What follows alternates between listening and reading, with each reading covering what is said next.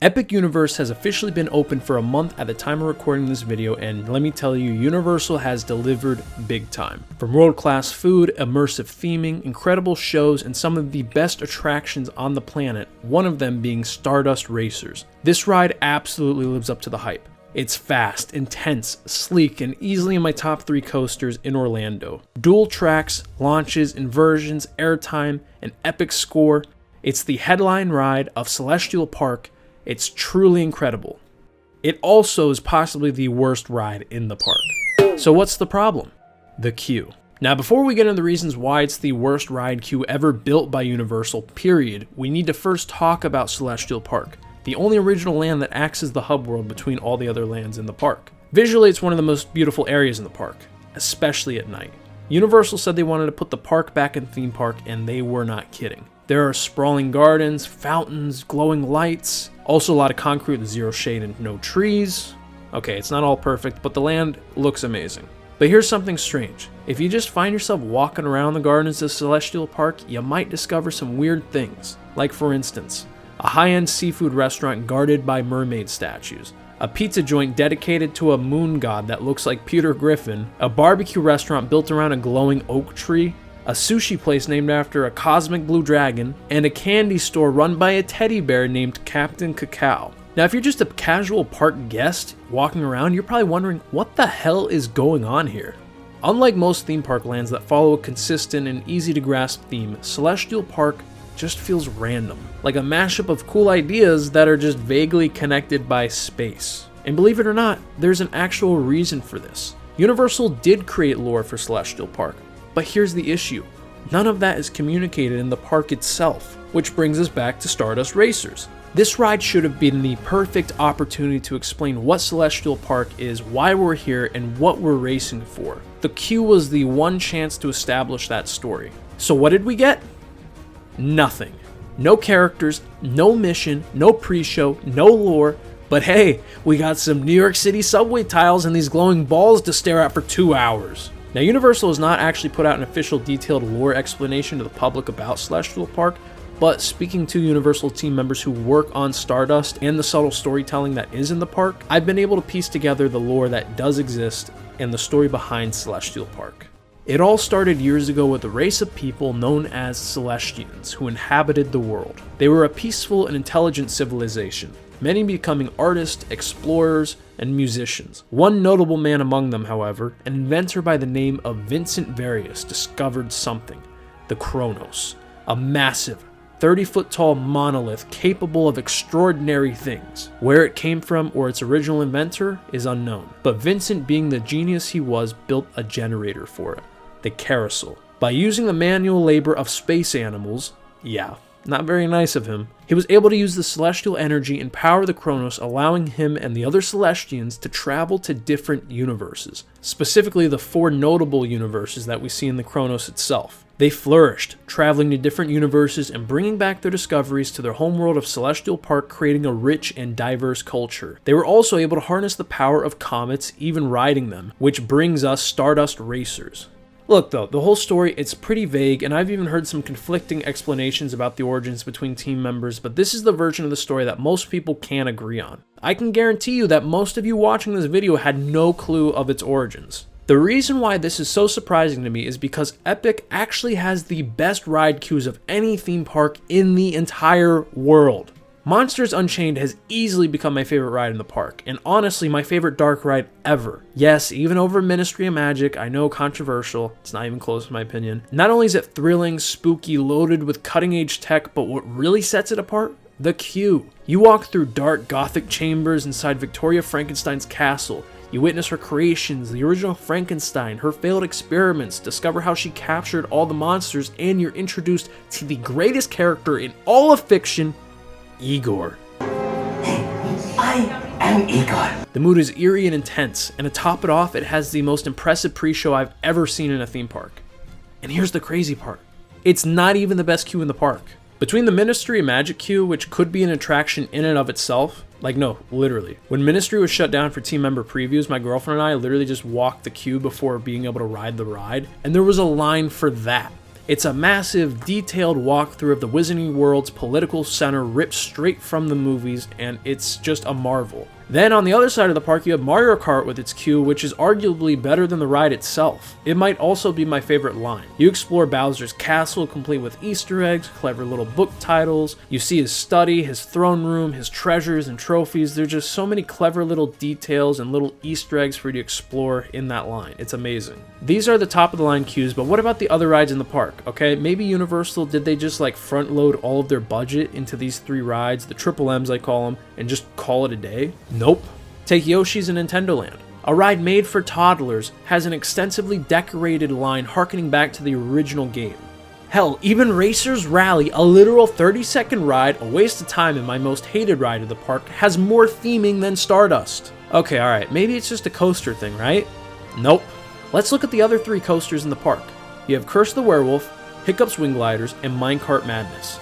They're all outdoor coasters featuring some indoor elements, some featuring animatronics or some sort of story element, and the lines for them set the story up as they should. I've actually heard complaints for the queue of Minecart Madness on Reddit, which, I mean, I guess it's Reddit, everyone's gonna complain on there anyway. But that is the most surprising because it by far has the best queue of all of the outdoor coasters. You walk through a golden banana temple under waterfalls, there's glowing lights, there's hieroglyphics on the wall, even features a Cranky Kong animatronic. Now look, I understand it may be underwhelming, especially when you have Mario Kart right next to it and what it could have been, being Donkey Kong, but it at least reaches Universal's minimum standards for queues. Let's jump outside of Epic though. Let's look at the other parks on Universal property and specifically at their coasters. First up we have Hagrid's. No need to explain. The ride is the queue. You literally can never escape it, especially the Egg Fart Room, but thankfully they have an express pass now. The Mummy. One of Universal's earliest coaster queues and still one of its best. Blending the film production and the Egyptian theming, it's just top notch all around. Really sets the eerie and suspenseful mood similar to how Monsters does. The Hulk. Now while some theming elements were removed from the refurb years back, I prefer the older version. It still gets the job done and still sets up the story of Banner's experimentations gone wrong and now the new test subjects making you one of his lab rats. Velocicoaster. One of the greatest queues ever just for the animatronic raptor head alone. It has tons of little Easter eggs and secrets from the films and movies and just really makes you feel like you're visiting the real-life Jurassic World. And we have Rip Ride Rocket. Now perhaps the lightest themed of the major coasters of Universal, but guess what? It still manages to beat out Stardust by having at least some music videos, cutouts, impressively painted murals, and engaging videos that not only give exposition, but they also show off the characters of the ride themselves. And it's memorable. I mean, come on. Asta or pasta, whatever they say. This now leaves us with the last 2 coasters on Universal property.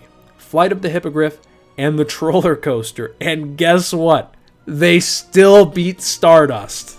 It's honestly laughable, but these roller coasters, designed for babies, have more extensive theming than a $200 million headline coaster in Universal's newest park. You at least pass by Hagrid's hut in the Hippogriff, and Four Sounds play as you walk through ravens or crows, whatever, and then the Troller Coaster also ties in more thematically with the land itself, has the nice bright colors, and tells literally the same amount of story as Stardust. It's insane to me that Universal delivered to us what is essentially a Six Flags ride. An awesome one at that, but when I lived in Jersey, some of the queues at Great Adventure had more theming elements than Stardust, like Batman the Ride for instance.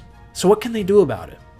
Hopefully adding story elements to the line will help guests understand the world that we're traversing in, what our goal of riding the comets are, and what will happen if we don't achieve our goal. This is truly what separates Disney and Universal from chains like Six Flags or Cedar Fair. At amusement parks, you ride for fun. At theme parks, you ride with a purpose.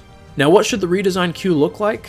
I think we can keep most of the concept in the queue that they actually have right now. It's designed to be reminiscent of a New York City Central Park subway station except for a Comet Station. Keep the current Comet Station vibe, but add storytelling. Now here's how I would reimagine it. You enter the queue and are greeted by none other than Captain Cacao himself, the beloved teddy bear explorer who welcomes you to his homeworld and gives you a quick history. He explains that you're going to be embarking on a routine comet expedition between universes. That is, until something goes wrong. The Chronos. The monolith that powers all the interdimensional travel has shut down. The energy from the carousel isn't enough to keep it stable. Without help, Celestial Park will collapse. That's when you receive a transmission from Vincent Various himself. He explains that the only way to restore the Chronos is by capturing the largest comet ever seen, the only thing capable of having the energy to restore the Chronos. He has Captain Cacao lead you through a secret launch bay, but first, Various tells you to choose your side wisely, green or yellow. He says the team that catches the comet will be rewarded with interstellar treasures for their bravery. He and all of Celestial Park are counting on you. Now, this is a straightforward and effective story that will contextualize the entire land, the characters, and also add stakes to the ride itself. The most similarly ride-themed queue that I can think of would be Guardians at Epcot. Now, I obviously wouldn't try to achieve the same level of theming that they did on that ride. I wouldn't even have a pre-show. I think just having the screens loop while walking through would be more than enough. Add some portraits of Vincent, maybe some blueprints of Celestial Park and the original Comet Riders, and other neat little tech hanging around the place. What this also does is it emphasizes the racing aspect of the ride by giving the power of choice. When currently choosing a track, green or yellow, the only thing factoring your decision is which line is shorter. Adding a reward for the winning team makes you rethink your choices similarly to how Dueling Dragons did it years ago. Now, I know Universal apparently already blew through their budget with Epic. That's why the ending of Curse is kind of awkward with the Six Flags-esque mannequin gypsy woman just staring at you. Originally, I heard it was going to be an animatronic, but they couldn't afford it. But come on, let's be real. This is Universal we're talking about. The multi-billion-dollar company they are, they could have definitely shuffled around some numbers and put up a few screens, hired a few actors and animators, and tell a cute little story for the main roller coaster in the park. This would also result in more sales and marketability for Universal by marketing Captain Cacao and other Celestial Park characters who currently, as it stands, have no representation in the park, and their merchandise has no reason to be bought. Maybe Universal was just too afraid to dedicate the time and resources on an original IP, but that begs the question, why did they even create Celestial Park in the first place if they weren't even going to go all in? Universal also apparently cut the roaming actors and performers who portrayed the Celestials, even Vincent himself. It's unclear why, possibly budget, but I hope they intend on bringing them back, because if not, it just really shows how little faith they have in their own creation. With the way trends are looking, original IP lands such as Lost Continent are dying, which is a shame because sometimes that's where the most creative innovations can flourish. Stardust Racers, and by extension Celestial Park, is so close to being brilliant, but until it tells us why we're racing and what's at stake, it'll remain a gorgeous but hollow experience. But thank you guys so much for watching though. Please rate, comment, and subscribe. Give it a big thumbs up if you enjoyed this video. Also guys, click that bell. Tell me down below, what do you think? Do you agree with me? Am I being a little too critical maybe of the ride? The ride itself is amazing. There's no question about that, but I just feel like it is such a huge missed opportunity that Epic passed up that I cannot look over, and it just feels so empty when you walk through the queue of Stardust Racers, and I have not seen anybody else mention this. Also, if you guys want to see a video about the lost art of billboards and the war on I-4 between Disney and Universal, click here to watch that now. But thank you guys so much for watching again, and Gojira5400, as always, out.